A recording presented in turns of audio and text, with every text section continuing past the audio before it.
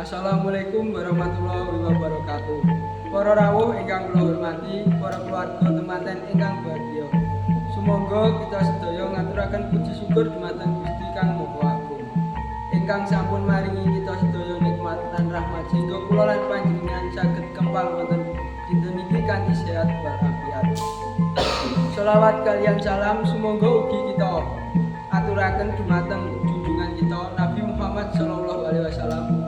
Kita sedaya kempal wonten papan menika kangge sareng-sareng mirsani adicara temu mantenipun Nimas Ayu Nanda putri saking Bapak Bambang kalian Dimas Bagus Rizal putra saking Bapak Majid.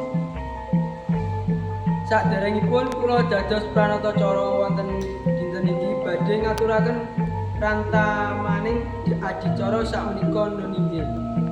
Kaping setunggal pembuka, kaping kalih panggih temanten, kaping 3 gantalan, kaping sekawan nyidak idan, kaping gangsal ngubah suku, kaping 6 sinduran, kaping 7 bulangan lan bunjul tirta, kaping 8 kacar kucur, kaping 9 bobot timbang, kaping 11 sungkeman, kaping 11 penutup.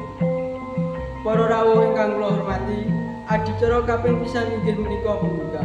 Sumangga adicara menika dipun buka sesarengan maos Al-Fatihah.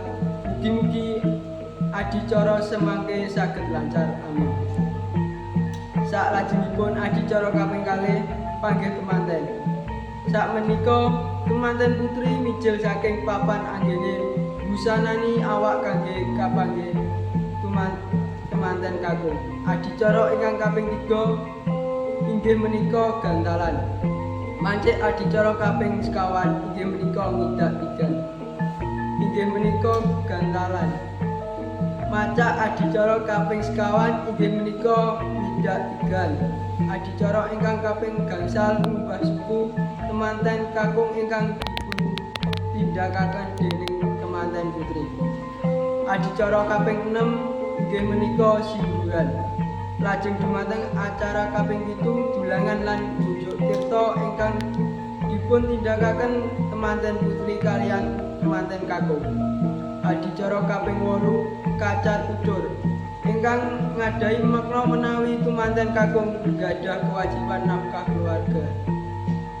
Lajeng mancik adicara kaping 9 bobot timbang. Saklajengipun inggih menika adicara sungkeman temanten kakung kaliyan temanten putri dumateng bapak kaliyan ibu.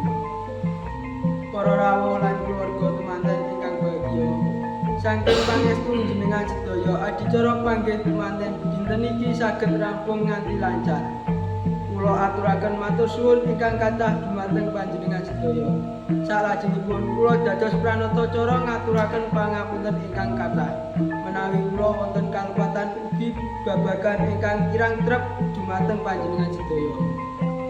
Cekap semanten atur kula mugi-mugi Mbak Nanda kalian Mas Rizal saged membangun keluarga ingkang sakinah mawaddah lan warahmah. Amin ya rabbal alamin.